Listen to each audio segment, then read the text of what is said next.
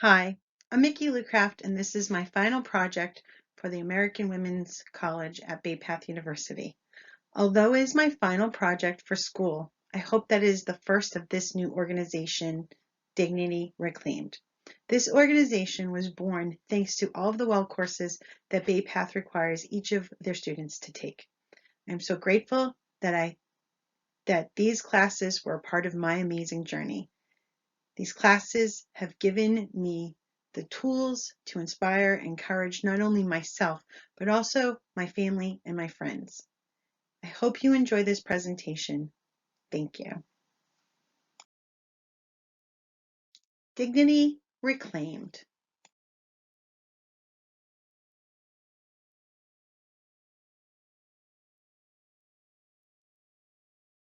Dignity Reclaimed mission statement: to provide resources and inspiration to women and men who have been negatively affected by pornography addiction, with the aim of enabling them to reclaim their self-dignity and of healing their relationships with hope and encouragement to obtain healthy sexuality and true intimacy.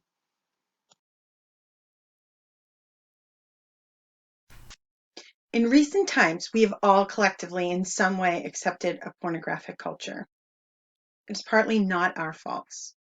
If you are close to our age, my husband and I, 45 or younger, you have grown up in a hyper-sexualized world. A world that has thrown both boys and girls into a pool of erotica. We have been bombarded with sexual images from a very young age. We have been groomed to believe that girls are sexy and boys are macho. However, we are starting to learn more about the effects and how much this exposure has really impacted us. If we can be honest with ourselves, we can see how pornography has seeped its way into our lives, and its negative effects are devastating. Pornography can alter the brain, corrupt the imagination, and cause significant emotional and physical distress. It can also create an unsafe culture for both men and women, and unfortunately, destroy relationships. We may or may not be able to change or eradicate pornography within our lifetimes. However, it is time we realize, or some of you may already have realized its impact or its negative effects on you and your relationships, but it is now the time to heal ourselves, to heal our relationships, and reclaim our dignity. There are resources and support available to discover what healthy sexuality is and how you can find true intimacy. Hi, I'm Rob. Mickey and I are high school sweethearts. We have been married for almost 23 years and have raised 4 children. We have lived in 3 states, restored a couple houses, lost a house, and persevered through challenges many couples face. We are here to not only share our personal story of mutual brokenness and heartbreak, but also of hope, forgiveness, and love. My wife has dedicated much of the past 10 years researching this topic. In 2016, a study was presented to the American Sociological Association suggesting that divorce rates double when individuals begin to watch. Porn may or may not have caused these divorces if there were other problems within the marriage, but the study also revealed that some of the couples were able to repair the relationship when pornography was removed. This is just one study of many that show that some relationships do not survive when pornography addiction has overcome one of the individuals within it. This documentary, Addicted to Porn, Chasing the Cardboard Butterfly, interviewed people and couples in which porn addiction destroyed their marriages. My pornography addiction caused a great disturbance within my relationship. However, repair can occur when we find the right tools, focus on recovery, and rebuild trust and intimacy. And thankfully, my marriage did not end, but continues to grow strong with diligence.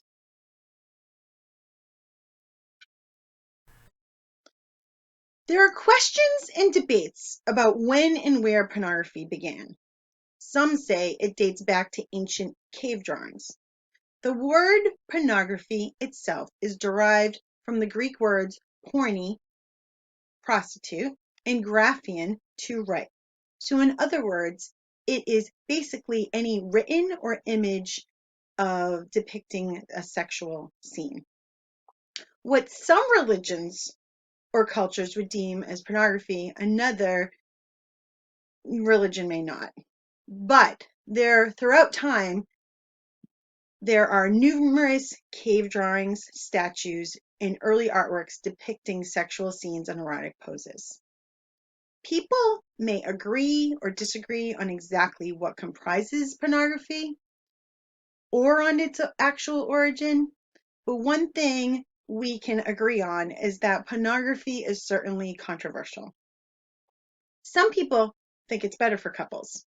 Some feminists claim it is empowering for women, while others claim it is degrading to women. Some couples view pornography together, while others it's a cause of conflict. Two things are certain in regards to pornography is that number one, the pornography industry only has their own economic interest in mind. And two, that pornography usage has drastically increased in the age of technology due to high-speed internet and the anonymity of computers and cell phones. Now, doctors and psychologists give their views and share examples of biology versus psychology with the use of the term porn addiction. But honestly, it appears that many professionals only deem pornography a problem or an addiction when it begins to interrupt an individual's life. Interruption can mean broken relationships, loss of job, or the viewing of illegal pornography, which could mean prison. We can debate, and professionals can debate. In the meantime, individuals are living depressed, frustrated, and angry. Neither of us do not want to deny that human beings are sexual creatures. But to what degree do we allow our culture to be completely saturated in an industry of degradation of both of the sexes? Women in pornography are subject to violence, which would actually be considered assault if it weren't being portrayed on film or for the sake of freedom of expression. Men are thus reduced to sadists who seem not capable of an actual relationship with a woman. These portrayals are false and should not be considered in our own self-image or carried into our relationships. We are here to share a course of action with you to endure and heal from pornography addiction as the addict, as the partner, and as a couple. My story with pornography started when I was very young, probably around 7. I was shown images by my cousins and other neighborhood kids. I don't know if it was the thrill of just looking at the images or the thrill of not getting caught that fueled my interest. That interest became an obsession. When I was in high school, I began to recognize that porn could be an issue. This realization was prevalent when I had my first girlfriend. Something inside me felt that it really wasn't right to do while having a girlfriend, but I soon realized that it was not easy to stop. And at that time, there was not the technology we have right now. It was mostly VHS tapes, magazines. I would stop for a little bit. It dwindled and then started back up again. Milestones in my life, I would hope that it would stop. After numerous breakups and high school drama, years later, that first real girlfriend became my wife. Anticipating my new married life, I believed that I could end the problem. And after a little while, kids came, lots of overtime and stress of life, married life. Uh, the birth of internet came. The internet brought into my life a large variety of images, quick access, increased frequency, and an immense appetite. I suddenly had more images than I could possibly consume, and they were available any time of the day. I continued to struggle and to keep it a secret. Take a moment to imagine this life of paranoia. My life was filled with the burden of not wanting to get caught and the emotions of just wanting to stop. The more stress I experienced, the more intense the problem became.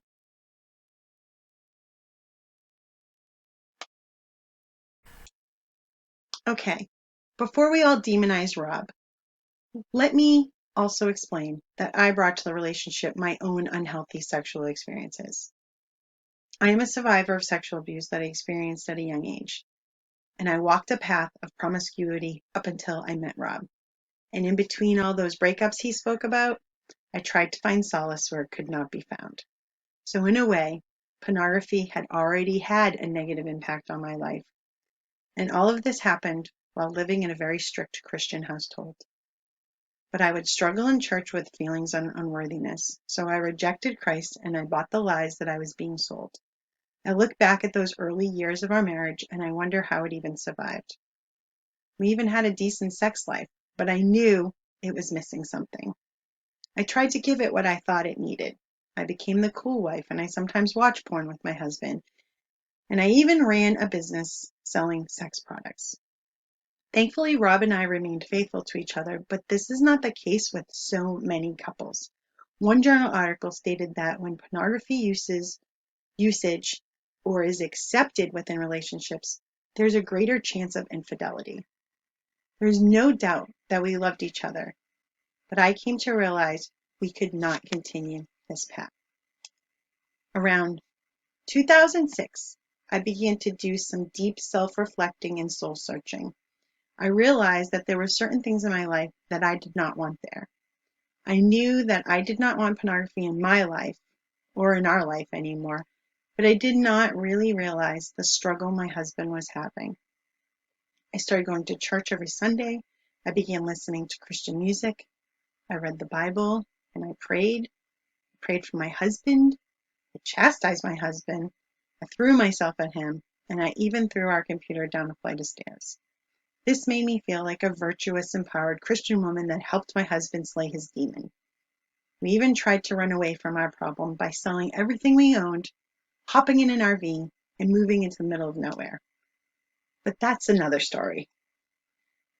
We dedicated ourselves to raising our family, and we gave our children a wholesome life filled with farm animals, fairy tales, and healthy food. Over the next few years, I would question my husband, and he claimed the problem was gone. I celebrated his conversion, but I still felt our marriage lacked a certain level of intimacy. My wife was not wrong in her thinking. Our relationship did lack a level of intimacy. I let her think my problem was gone, but it had quickly returned. This time my problem was compounded by anxiety and stress. I was guilt-ridden with the thought of how much it hurt my wife, and now with the added thought of sin. The more stress I felt, the more frequency increased. I would act on it and then just feel even more guilty, more ashamed, and more alone. This drove a wedge between me and my wife even further. 10 more years passed and the struggle continued until it caught up with me. In 2018, I was fired from my job for viewing pornography on company time. I was forced to come home and tell my wife. Even though this crushed her, this time she reacted a lot differently. She encouraged me to get counseling, to seek support, and to educate myself. My road to recovery was not easy, and not being employed added a whole new level of stress to it. But I have now been free of porn for over a year, equipped with books, support groups, and therapy Together, my wife and I have developed a course of action to recover.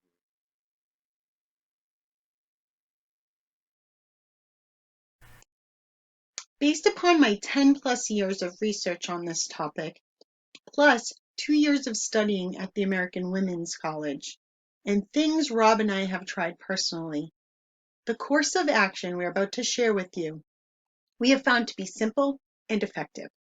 You may need more or you may need less, but this will give you a place to start reclaiming your dignity. First, Rob will give you the course of action for overcoming a pornography addiction. Second, I will give you the course of action supporting and healing when you are partnered with a pornography addict. And last but not least, we will share the course of action to rebuild and heal your relationship together. Why do we call this a course of action? Because that's exactly what it is. This is not about steps, procedures, or methods. This is not about us telling you what to do, but encouraging you to pick up the tools you already have within you. It's about awakening your mind and your heart and encouraging you to act. Course of action for the pornography addict.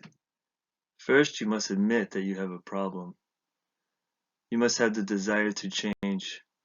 This desire must be on your own accord and cannot be forced or imposed by anyone else.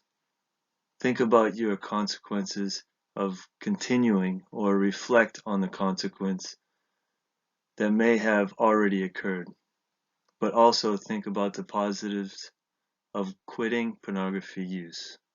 Educate yourself and think about why you have the desire to view it. You may also reflect on how viewing it impacts your partner, spouse, or other family members. Number 2, put together an action plan. Understand you cannot do this alone. An action plan should include therapy or counseling, support groups like SA, Sexaholics Anonymous. Also be sure to find yourself an accountability partner. People that you can feel comfortable sharing your struggle with. Your action plan should also include understanding your triggers. There are great websites such as purityispossible.com that help you recognize your triggers and to help you develop an action plan to diffuse the urge to partake in the addiction process. A good action plan should also include a healthy life balance, a good balance of work, exercise, nutrition, hobbies, prayer, and recreation. Number 3, forgiveness. Forgive people in your past that may have contributed to this problem. Ask those that have been impacted by your problem to forgive you and forgive yourself. Number 4, aid your partner with their healing process. Your partner just found out you have been lying to them. Expect them to be hurt, angry, and full of various emotions.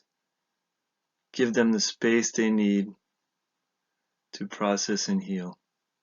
Encourage them to seek out therapy and support.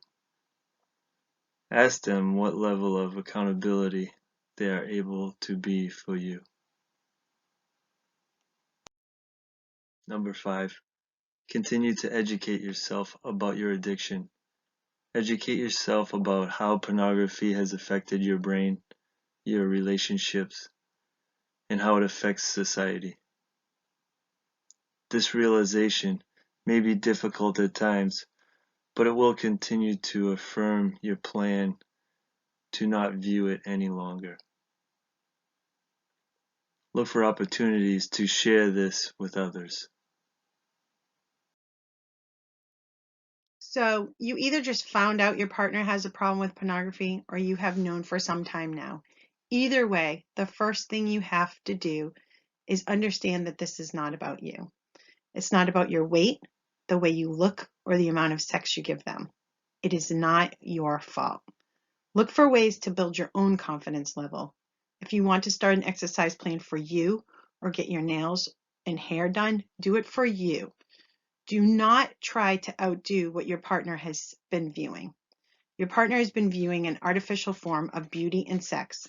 You cannot compete with it, and you will only wear yourself out trying to. Do not expect your partner to empower you. Your partner is dealing with their own recovery. Look for opportunities to support, empower, and encourage others that may also be experiencing a similar situation. 2. Educate yourself about pornography addiction. It is important to have an understanding of addiction to give your partner the space they need to heal. It is important not to ridicule or call them names or shame them, etc. And educating yourself and understanding this addiction will help reduce those things. Educate yourself, but do not obsess over your partner's problem. You can be there to help, but you do not need to enable them or be their savior. They are responsible for their own healing, and you are responsible for yours. Number 3, create your own action plan. Seek out your own therapy, support groups like Essanon, or close friends you can talk to when you are having a difficult time. Think about how you will deal with your own healing and incorporate a healthy life balance. A good action plan should also include a healthy life balance, a good balance of work, exercise, nutrition, hobbies, prayer, and recreation. 4, forgiveness. Forgive your partner for how their problem has affected you. Ask your partner to forgive you if you have shamed them or made yourself difficult to approach. And forgive yourself. Number 5, be patient with your partner and be patient with yourself. Addiction recovery is a long or forever process, and healing takes time. Try to understand your partner may have a setback and reinforce your support by allowing them to tell you. Course of action for healing as a couple. Number 1, rebuild trust. Trust is the most difficult part of pornography addiction for both individuals, but it is the most important. Being honest with your partner, even when it is difficult, will help to build the trust again. It is important to keep an open line of communication to aid in this process. Number 2, forgiveness. We've already touched on forgiveness, so you can see the importance of it. Forgiveness can help you be empathetic of others. It helps if you can have an in their shoes outlook. Understand that neither one of you is perfect and learn to let go. Number 3, incorporate activities together. Start dating again. This may be difficult to do with children, but make it a priority. Find sports that you both might enjoy together. Find a hobby you might enjoy together. Play games or cuddle on the couch with a book or a movie. Pray together. Do things that are intimate, but not sexual. 4, build a healthy sex life. It is okay to enjoy a sexual relationship together. Discuss what you feel comfortable doing with your partner. Be open with your partner about what gives you pleasure and ask them what they find pleasurable. Sex should not be a burden, a duty, or a chore. Sex should be beautiful and fun. Another thing that Rob and I do together is restore old homes. We move into old rundown homes. These homes have been through many storms, ill treatment, and neglect over the years. We reclaim the home and we give it new life. We reclaim barn posts and use them as shelves or mantles. We reclaim old cabinets, tables, and benches, and we find a way to rediscover and enhance the item's beauty. If this process is possible with inanimate objects, how much more possible it is with you and your loved ones. It may seem like recovering, healing, and restoring ourselves and our relationships is impossible. What Rob and I shared with you through this presentation proves that reclaiming your dignity, your hope in your relationships is possible.